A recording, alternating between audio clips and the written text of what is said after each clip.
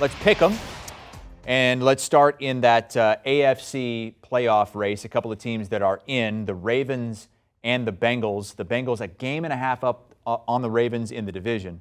If the NFL does decide to finish up that Bengals-Bills game, this could decide the division here. Yeah, there's no doubt. I mean, they're going to play this to win the game, to win the division, and potentially, too, depending on what other possibilities are out there for them with the seeding and all this. The biggest question is, where is Cincinnati as far as their frame of mind with everything they experienced this past week? I know it wasn't their player, but I think there's a lot of players still probably trying to internalize what took place.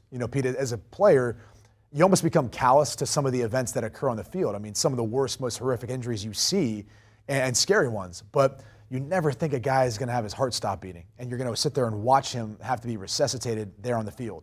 Like, that's one of those things that sticks with you for the rest of your life and makes you question a lot of stuff that's going on right now, and even the game you play. So, you don't know how that's going to play an impact on Cincinnati. Bottom line is, the Ravens on the other side of this matchup, they're just in a bad spot. Tyler Huntley, I think, has done an admirable job, but he's not Lamar Jackson back there. They've been able to run the football to a degree, but they just need more offensive firepower if you're going to be able to beat the Cincinnati Bengals. So I'm going to lay the 7 points here with Cincinnati at home. I'm with you. And it will be a challenge for them to get back out on the field. But you probably know this as well as anybody. You played the game. Once you get hit in the mouth, you go play. I mean, you put it behind you. And you had to deal with some of that in Kansas City when you had a tragedy off the field and guys went out and they played the next week, and you have to be able to play. I think it's in your mind. As soon as you get on the field, it probably goes out of your mind. And I think the Bengals are the better team here. The Ravens have offensive issues in a big way. And not just Huntley. I mean, they weren't playing great when Lamar Jackson was in the lineup either. I think the Bengals are rolling on offense, and I think they're going to roll here.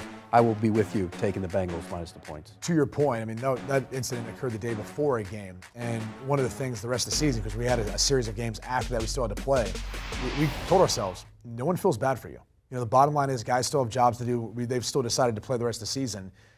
You can't go out there with a mentality like someone's going to take it easy on you because of what's transpired beforehand.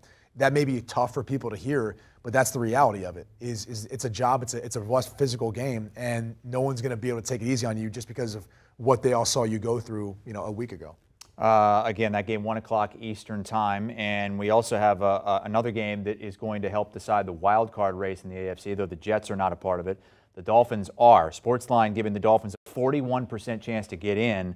They need some help. Do you want a sports network that delivers everything that matters about the game? The highlights, the picks, the instant analysis, no yelling, no fake debates, no politics.